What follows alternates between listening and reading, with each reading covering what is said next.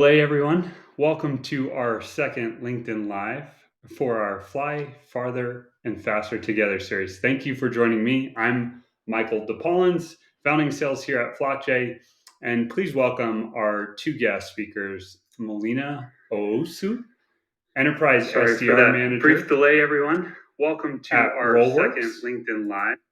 and Quaheem Brown, Client Executive at OneTrust. The topic of today's discussion is don't let great ideas die in Slack. As you all know, sales is becoming increasingly knowledge driven and digital first. Every day, sales leaders are looking for ways to invest in the essential part of their tech stack. Their people, sales professionals want to learn from each other, and companies are looking for ways to capture best practices and, most importantly, build cultures around peer to peer learning. Today's guest speakers will discuss how we can capture best practices from their teams and also how they can create this culture of actionable intel. Just some quick insight into our two speakers today. We have Melina, who's an enterprise SDR manager at Rollworks. Just want to highlight a few things about her real quick. Melina is a seasoned senior sales leader with 8+ years of professional experience working with B2C and B2B companies. Melina has been featured in Black Women Leading the Way in Corporate America and Next Role Ambitious Women Spotlight Series. On the other side of the house, we have Quaheem Brown, who has been in the sales game for some time, who's a client executive at OneTrust. And Quaheem has over 4 years of sales experience leading, training, and helping people from diverse backgrounds break into sales. He lives and breathes all things sales, and we are super excited to have them both with us today. First and foremost, welcome. Thank you both for taking the time. Thank you for having us. Yeah, thank you. Super excited to kick this off. As you know, kind of the intro here is really brief, really simple, but we'll kick it off with the latest and greatest of what are your teams currently doing to share best practices. And Melina, I'll open up with you. What are you doing right now to get your team engaged? Michael, thank you. As you mentioned, there's so much going on, knowledge and it's digital first, as you said before. And one of the things that I feel I can pride ourselves on, and we do really good here at Rollworks, is we have a best practices meeting every Monday where all SCRs and SDR managers get together and talk about what worked the prior week, right? So we want to do a deep dive and understand, like, with the meetings that we booked the prior week, what was the source of truth, right? What did we do, right? Did it come from personalization in terms of outbound emails? Did it come from cold calls? Did we try like one-off touches? Did we send a video? Did we send out a high-touch calendar invite? Like, whatever be the touch was, we want to know what it was, and we want to know how many people are even using that across the team, right? And it also allows for teammates. We do it is in a presentation format, and it also helps for SDRs to have something to refer back to, right? So if ever they're feeling like, oh man, like, you know the creative juices are not flowing, right, they have something to refer back to. So that is one of the things that we do in terms of best practices in keeping that afloat. And and how has that worked for the team? Like in terms of having those meetings for best practices, like what are you seeing in terms of, weekly productivity gains because of that? I think with productivity, I would say we've seen a tremendous, uptick on that. Just because, one, it's a safe space for SDRs to come together and talk about not only what's working but what's not working, right? And other SDRs are able to coach to that and say, "Hey, I heard I've heard you say that this is not working. Here's how I've done it differently, right? Because I've seen success by doing it XYZ way." So we talk about both, right? It's not only focused on what's working, but what's not working, to really allow for other team members to try different things, right? It's a great space, I should say, for to get the creative ideas flowing. So we've definitely seen an uptick in doing it in this format. I love that. And Quaheem, I turn that question over to you. Obviously, in the past, right, running sales teams and training sales teams, right? Like, what are some of the things like how are you making sure that team members are sharing best practices and getting the most? Yeah, I think thanks for asking. You all can hear me, correct? Okay, perfect. I just wanted to make sure. But no, one of the things I definitely pride myself on is being a collaborator. Honestly, I think that's the biggest differentiator for myself is really just collaborating on all things that I think might be best practices, things that I might not even thought of. So I think it's really just constantly being on the phone, pinging people that are also leaders in the business and around yourself, and really just calling in and find out what's working for them, and then also trying to replicate that or just talking through things. I'm a big verbal processor, so a lot of times I'm calling people to talk through things. Yeah, that's awesome. I mean, and does that, I mean, obviously being in the role that you're in now, right? Is that helpful for you to be able to go to the source of truth, or do you feel like sometimes things get lost? Yeah, so I think definitely things will always get lost. I think you always try to, I like as someone's trying to tell me something that I should be replying to someone or having a conversation around. I'm trying to type it out as fast as I can or write it down as fast as I can. So things definitely get lost, but I think overall it definitely works. Yeah. No, I joke about that kind of haphazardly because I always feel like, you're trying to get as much content in one and you're trying to juice everything out of a conversation. So you're constantly like making sure you're writing notes, and then are you listening? Are you capturing everything? It's always just this, endless mind share of information. But I love that context of just like capturing the key notes of what you're trying to get to and how you can move things along. I, Um, I just wanted to add to that, Michael, if you don't yeah, mind. I think, like I mentioned before, having like a presentation, right, where SDRs, depending on what scope of sales you're in, have something to refer back to. Slack, I know, is used in many organizations, right? Where, anything that is shared in the channel, right? We have like a specific SDR only channel, right? Where, information is shared through that. So even pinning things to the channel makes it easier for SDRs to always refer back on. So there's different sources. Of course, we have our, Google Sheets where things are easy to Google. Like if you're looking for something specific, just type in a few keywords and it'll pop up. So finding various ways to, keep the information will help for it not to get lost. yeah. No, and that's valuable feedback. That's a big thing is when you're in that vortex, you have to get to it right away because if you don't capture it inside the moment, sometimes it gets lost inside of, Slack and you're constantly trying to find it, dig it out. And so that's a great point of how do you turn these things into actionable intel to your team. The next question I'd love to ask both of you is how do you turn top rep strategies into best practices? And Quaheem, I'll start with you, right? In the past, what have you seen work? So once you've captured it, once you've figured out what works, how do you then turn these into best practices for the team? Yeah, so I think one of the things is really repetition. That's something that we constantly get in the sales org. It's repetition, and that's going to be the biggest thing. Are they practicing with their peers? Are they practicing with their managers? Are you practicing with my manager? Are you going through those role plays? Everyone loves role plays. Everyone kind of grunts when you say them, but it's always a really great practice tool, and it's really something that is I don't know what else is really better than it. Yeah. I mean, at the end of the day, right, there's that age old adage, which is like, you're only as good as your next at bat, and those at bats matter. And everybody's trying to make sure that they get those reps in just because, hey, look, it's okay to have a good call. It's okay to have a bad call, but knowing the difference between the two is the key to making, the next play matter. Um, Melina, love to hear your thoughts on this. Yeah, I think again, that's why it's so important to have these conversations, right? To know like what is working, right? And if something is working, let's double down on that, right? Let's have the whole team using it, right? Because it's working, right? One of Yeah, the things that works specifically to my team, I head up strategic, is high touch calendar invites, right? And this is basically something where if someone raises their hand and say yes, they want a meeting, right? Like we'll take the guessing work for you, right? Because they'll say, yes, we want a meeting, but then they have to go look at their calendar. They forget. They have internal meetings. So many things is going on, right? So we're like, you know what? We'll go ahead and propose some time on your calendar, right? You let us know if this date and time works for you. If not, we've given you editing access. Feel free to propose an alternative, right? So a strategy like that, right?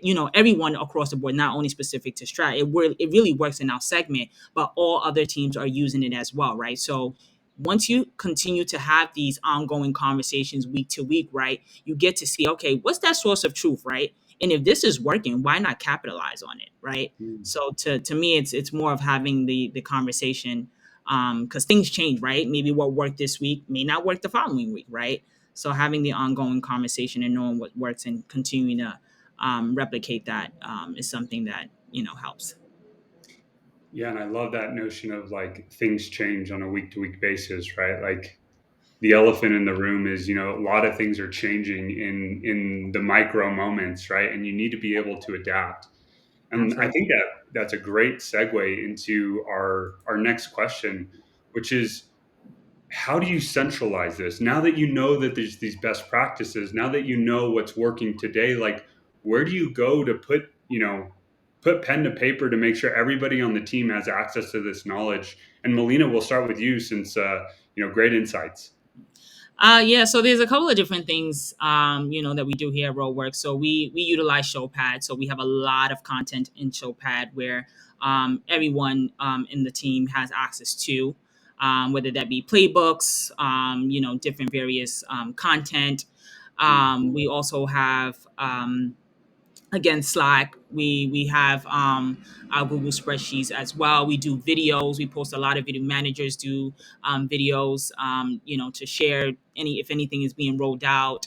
We have our team meeting that we meet again weekly every Wednesday, and we share information that way. That's a document, so it's always something again that SDRs can always refer back to, right? Because we don't ever want to have a conversation and then you leave the meeting, you're like, okay, I just forgot what was just said, but where do I go to find that information, right?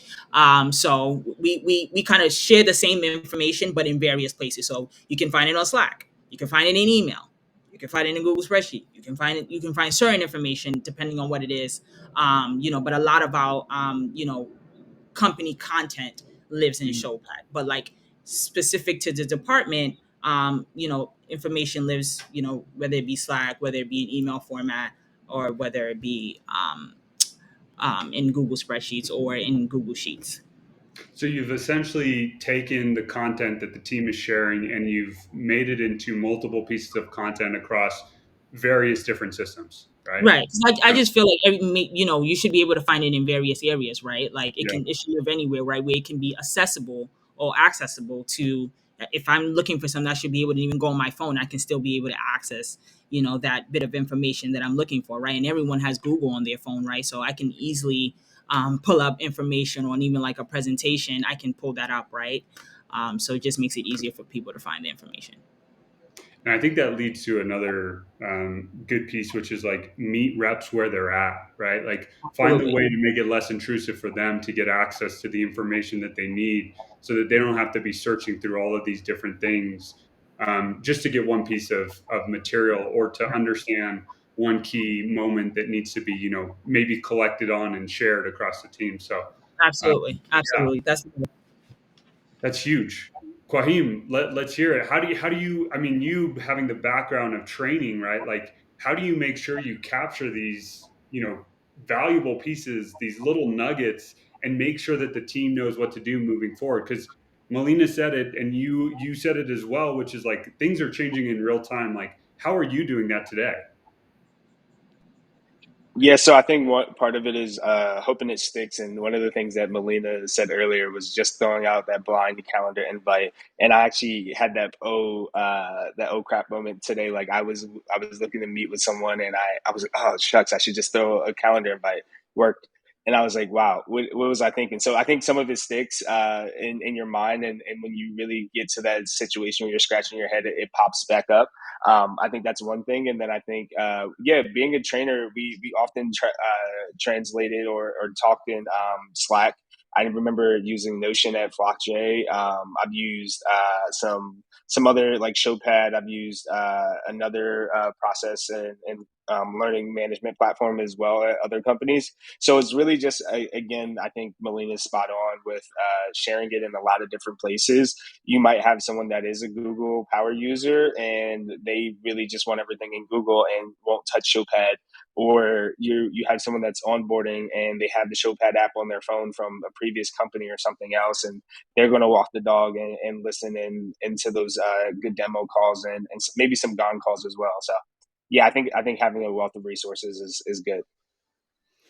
Yeah, and I mean, just thinking about it that way, it's like there's so many things that are changing to the way that to how we do things as sellers, right? And how we enable those teams on the front line. Because to your point, it's almost comical the fact that instead of us listening to audibles now, right, we're listening to gong calls. You're walking down the street listening to, oh, this is where I did this is where I shouldn't have asked that question, this is where I should have went that way. So it's so interesting to hear how we're like using things in our everyday and maybe outside of even the working hours to really become better at the craft, which I think everybody is trying to do. This is actually a good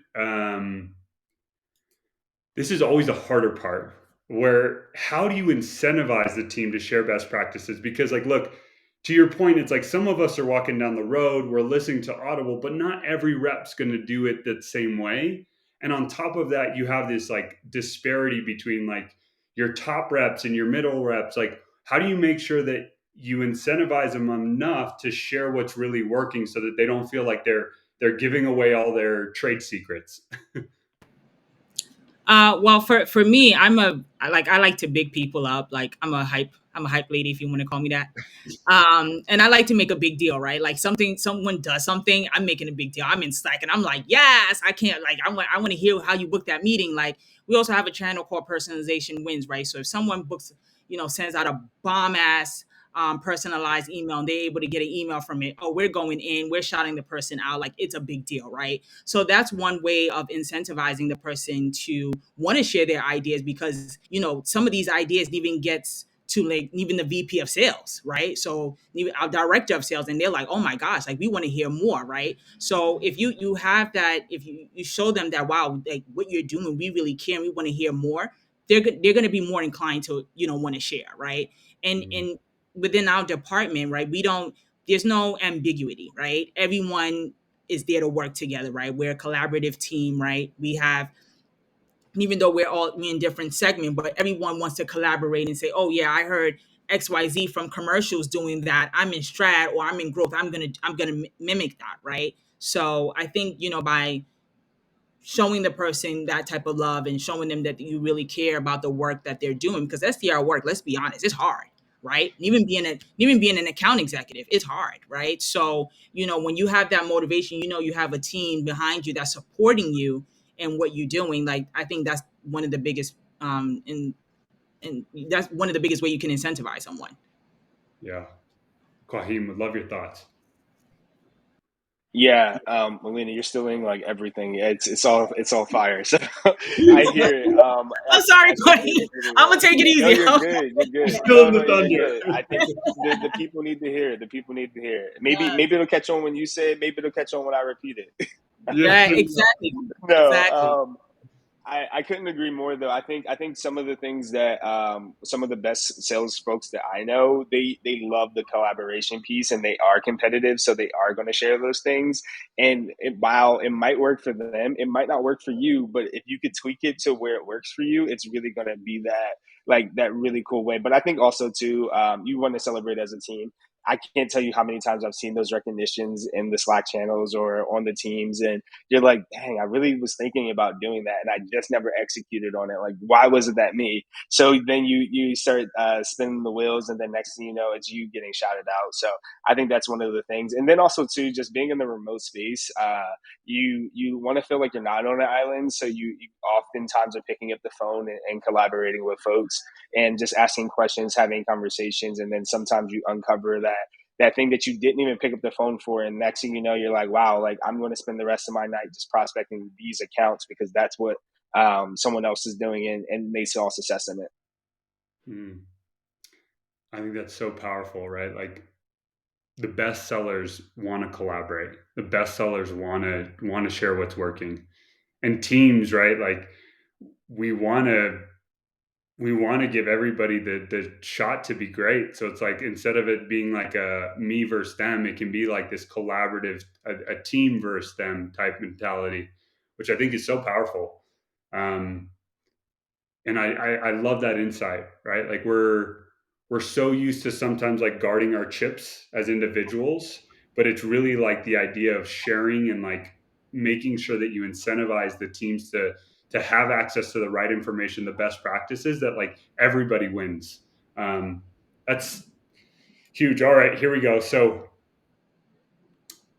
on that same note, right, part of the conversation was around, you have these different strategies working for different teams and different team sizes.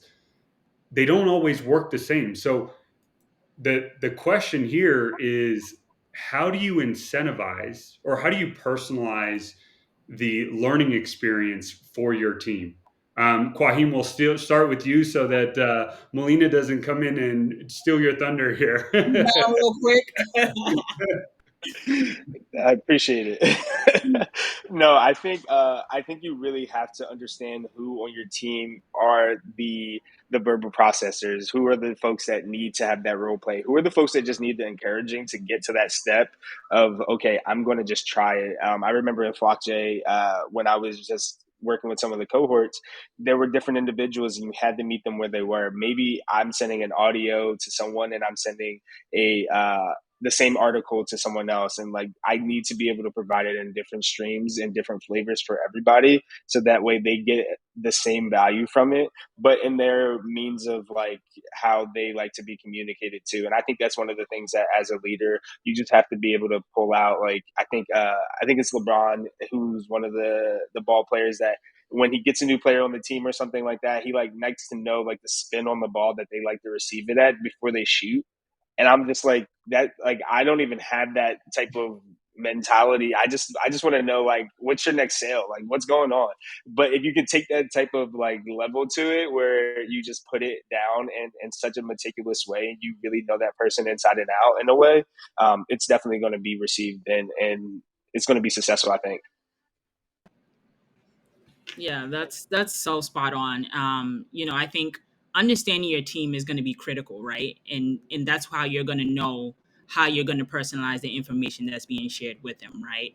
I have some folks on my team that when we chat is via audio on Slack, right? We barely write.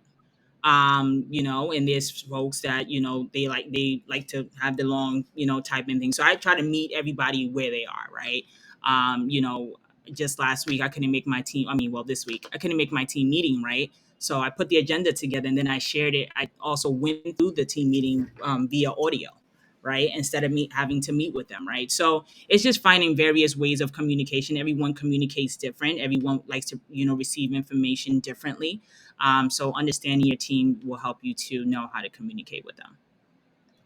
Yeah, and just going off of that real quick, it's like meeting people where they're at. I mean, let's stick with the basketball analogy here too for a second, right? Like LeBron James knows how to pass the ball, and Melina, you're talking about it the same exact way, which is like, what are the skills and aptitudes of my certain players, and how do I adapt to fit their needs best, so that if I know I have someone who's great at shooting the rock, I also big shout out to the NBA Finals going on right now too. I know someone who knows how to shoot the rock. I know someone who knows how to pass, dribble, court vision, the whole 9 yards. Like there's certain weaknesses, aptitudes that we're trying to solve for that individual. So as the coach, right, you're trying to figure out like a player assessment. You're trying to figure out, okay, where do we find, or what are the weaknesses of this individual, or what are the things that we can do to make this experience more personalized so that, right, they can become masters of their craft. And it doesn't have to be the same, like best way to describe it is it doesn't have to be the same prescription for everyone. And I think sometimes we get into these broad strokes in sales where it's like, hey, we're going to talk about this topic, and then we just whoop across everybody, versus like pinpoint accuracy.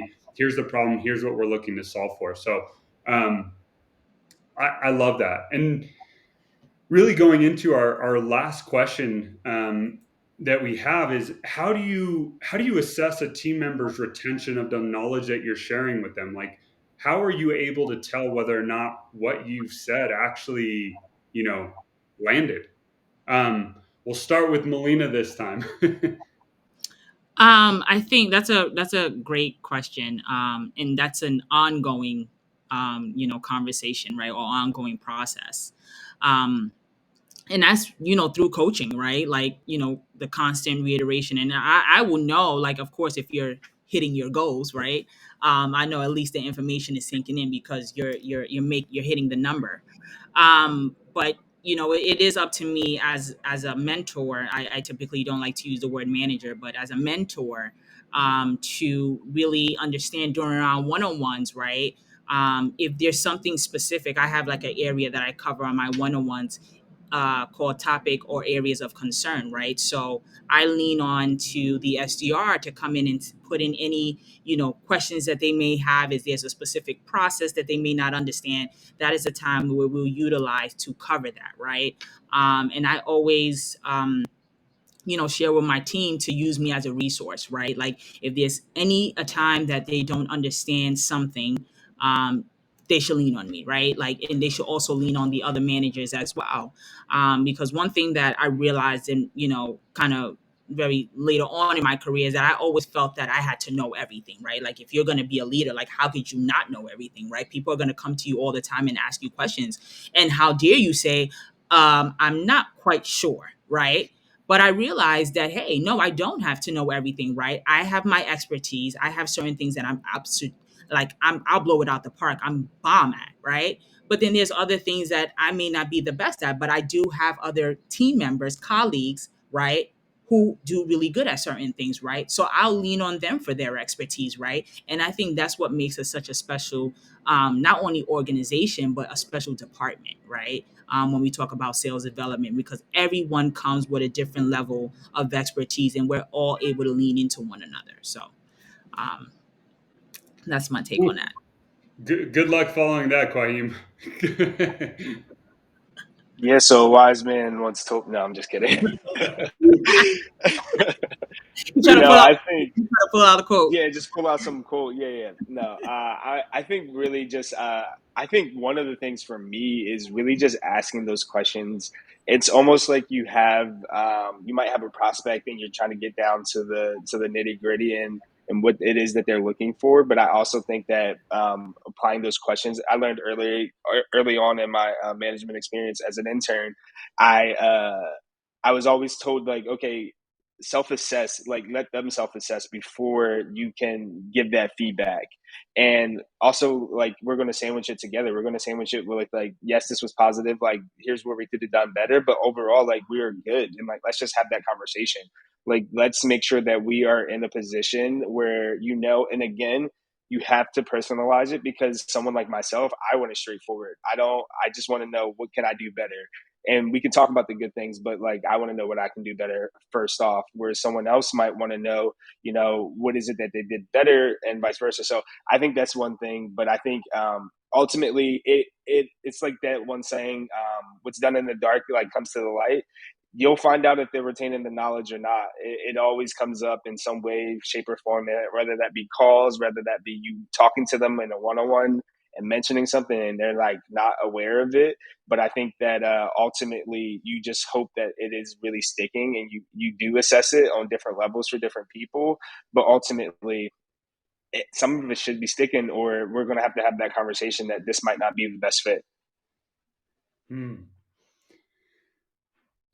You're gonna have to say that quote maybe two or three times, because it was peppered in there. But let me tell you, it hit. And I think that's the hardest part, is like being a leader, is like, how do you make sure that the team has access to the right thing, or more importantly, that you're asking the right questions to your team members, right?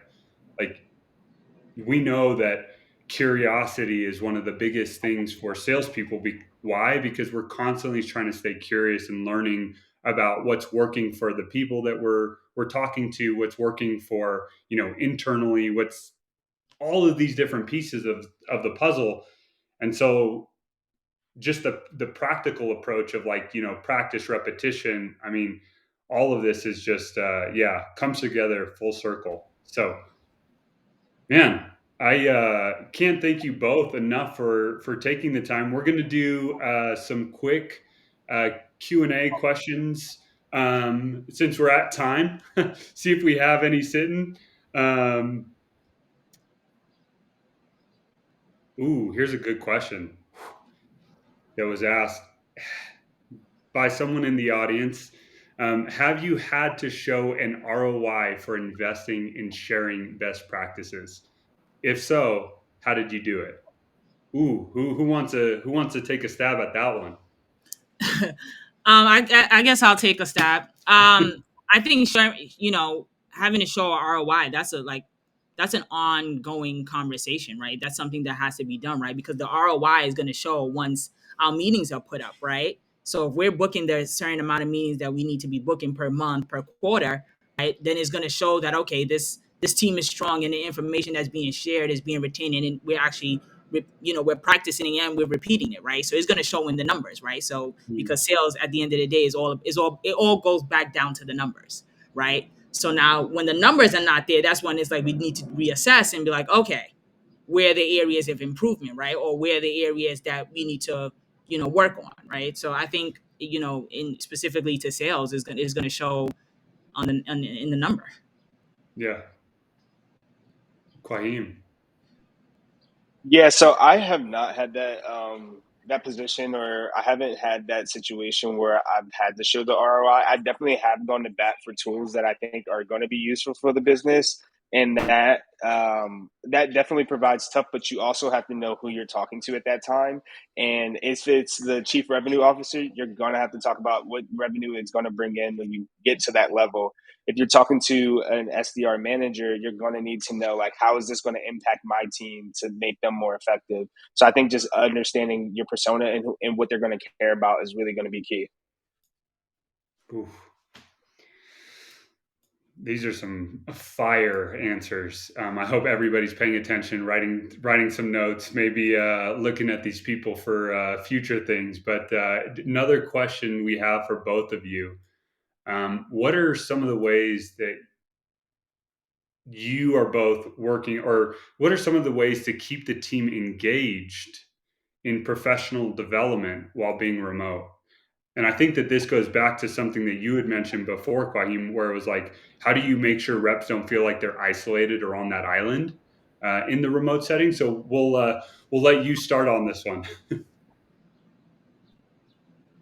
Thanks. So yeah, I think one of the things is really just encouraging. Like, you have to, and also being transparent too. So one of the things I think someone had mentioned when I was at a former company, that they were reading "Teach the Cloud" to me like I'm 10. And then next thing you know, it had caught on, and like literally everybody was reading it, or that was like how I explained it. And I was like, you got to grab that book. Like, you got to grab it. Do you understand how it works? Like, do you understand what the cloud actually is? Because we use it every day, but what does it mean, and like what is the nitty gritty behind it, because it's affecting our clients. So I think that just really being transparent, so when I was like, oh, my team lead is reading that, I should also read it. Or if my manager was like, I read that, that's something that I'm looking at as well. So I think really just pushing it, encouraging it, and being transparent about what it is that you're doing. And you're also going to see like more and more people are sharing on LinkedIn about the things that they're doing to continue the professional development space, but also seek it out too. Like, I think as individuals, you have to seek it out. And because you have to want better. You have to want better from where you're at today to tomorrow. Love that. Yeah, to add on to that, I just recently had my team do an exercise. I just wanted them to do a reflecting exercise over the weekend. And it's basically a question that I asked. And the question goes, what's important to you? Because I believe as a mentor, if I don't know what's important to my team, right, how can I coach them and guide them and take them to the next level and wherever it is that they want to be in their career? So out of that exercise, I was looking for, of course, what's important to everybody, from like most important to least important. And I was also looking for common themes. Like I wanted to see if the answers, specific answers, was going to be the same across the board. So I think, having this ongoing conversation, right? Like asking like what's important to you, because what's important to you today may be totally different a year from now, right? But at least I want to know, right? So that we can constantly have that conversation. And then it helps me as a leader so that I know, like, okay, I know, like, for example, maybe if this person's next step is to get into, want to become an account executive, right? I know, like, okay, so let's look back, going back to the drawing board, right? Like, okay, here are the areas that we need to work on to get you prepared, right? To become an account executive, right? We have a career path design. All right. Let's look at timeline. All right. Month 4, we're going to have you do this. Month 6, we're going to have you do this. In between that, right, I want you to start getting involved in certain projects, right? Raising your hand to do things without me having to ask you, or without having to have someone ask you to do it. You just raise your hand and say, hey, I'll take on that project, right? Because that's how your numbers can speak for itself, right? But you also have to insert yourself, like, Quaheem said, and, have and be seen, right? So it's an ongoing conversation, but I think if you ask these certain type of questions, you get to understand, like, okay, not only where your SDRs with, in terms of their mindset, their perspective, but you also get to understand where they're trying to go, and you'll be able to help guide them. Yeah, and both of those are very potent tactical advice for everyone, right? On one hand, Quaheem with the, go seek out development. It's not just going to come to you. You need to be able to go find, mentors, people that are doing it. Scour LinkedIn even for best practices, since things are changing. And then Melina, I mean, the comment about finding what your team's motivators are is huge, right? Because once you find out what makes them tick, now you can start to identify, okay, what paths are they going? What paths do we want to, take with them? And then you can start to see what's the grit, resilience, and capabilities of this individual based off of this, this desire, right? And I think it almost ties back to, the Simon Sinek, which is, start with why. Once you figure out the why, everything else becomes determinable. So I love how you put that. We have one more question, and then I'll let you both get on with the rest of your day. This has been absolutely amazing. So thank you both so much. What tips would you give someone who's new to sales on? Ooh, actually,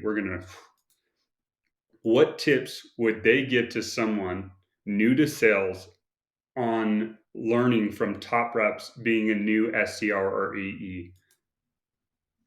Melina, we'll have you answer that. Like, how would you? Yeah, tips and So, tricks. I started my career in sales, franchise sales, and then pivoted into, becoming an SDR. And I was a sponge, because I'm a firm believer that if you desire to, be like someone, right, you should be around them, right? So I always hung around the CEOs, the CMOs, right? Like, because I wanted to hear what were they saying, right? Like, what concerned them, what kept them up at night, right? Like, what are the concerns, right? And I took everything in, right? And I was not afraid to try anything, right? LinkedIn is my best friend. I am a big fan of LinkedIn. Like the way I rep LinkedIn, I think they shouldn't even pay me, but that's another conversation for a different day. Um, That's that but bag, man. but utilizing LinkedIn, and I wasn't afraid to reach out if I saw that there was someone who was, a sales leader, had, tenure in an organization, is maybe, started off where I was prior, and they're doing their thing, and I've seen that they've moved up. Like, I wasn't afraid to, ping them and, ask them, like, hey, just wanted to get a piece of advice. I'm doing XYZ and would love to hear your thoughts on that, and, things of that nature. And I can't tell you the many, advice that I've gotten through that, and, really relying on my network, relying on, my team, just relying on everyone that can, serve as a resource, right? Because just because someone's not even specifically in sales doesn't mean that you can't necessarily learn from them. I always believe when someone's speaking, there's always a nugget that you can take and add on to, whatever it is that you're doing, whether it be personal or whether it even be professional. So Good luck following that, Quaheem. Got it. I got it. You got the floor No, for I us. I think the biggest thing is don't be afraid to fail. Like you're going Mhm. to fail. Honestly, like I would seek out the failures, like try new things. And I'm not saying try it within like your biggest account that you think like is really gonna do that might hit your quota, but let's try it with someone else. Like let's try it on a peer first. Let's try it on a manager. Maybe try it on a smaller account that you're really comfortable with, or a prospect that you're comfortable with. Like let's have that conversation. And I think a lot of what Melina was saying is one of the things that I truly believe in. Like it takes a village. Like I didn't get to where I'm at today because it's all me. No, I take a little piece of everything that I hear and I'm making it my own, and I'm understanding like what does that feedback look like. One of the things my manager currently always asks is like what is the feedback, what are you feeling like, what is the feed, and he even asked for feedback, and I appreciate that so much because it's like, well, wow, like not only am I assessing him, but or assessing myself, I'm assessing him as well, and that's something that I truly value because it shows that he's not only willing to make me better, but he wants to grow as well. So I think that just looking for that feedback and understanding it takes a village, and you're going to fail early and often. I want to add to that because I think that's a huge point that you added there, Quaheem, is failure, right? Like I feel like a lot of times, especially, SDRs, it may be your first role, first corporate job, straight out of college. You hear failure, you're like, what? I can't afford to fail. Like, no. If I fail, I probably get fired, right? But the thing is, if you fail, it's what did you learn from that failure, right? And how do you ensure that you don't fail again, right? But it's okay to fail. I think that's something that we don't talk enough about. So there's this fear about that, like, oh my God, I just can't afford to fail, right? And I, even as a leader, I failed, and even though I get bummed about it and I get in my feelings and I complain and stuff, but I make sure I'm like, oh, I failed once, I'm not gonna fail, I'm not gonna fall again. You know what I mean? So I think is, coming out of that and, taking what you learned from that failure and coming out of that and, getting that big win. So I love that you shared that, Quaheem. Thank you. And to both of you, right? I think those 2 points, if for everyone who's listening, anyone who's listening now, please, if there's one thing you can take away, it's this notion of it takes a village and failure is not permanent, right? Fail fast, fail forward. Like those are, that alone is worth the time, because I think, and just to piggyback off of that briefly here, you both are spot on, right? Failure is actually exactly where you need to be to stretch yourself. And in order for us, as whether you're an SDR, an AE, or someone who's leading a team, you have to know and you have to analyze those failures, have the self reflection necessary, right? The feedback, so that you can become better. Because ultimately, we're not going to come out the gates perfect. But if you think you are, you're already wrong, right?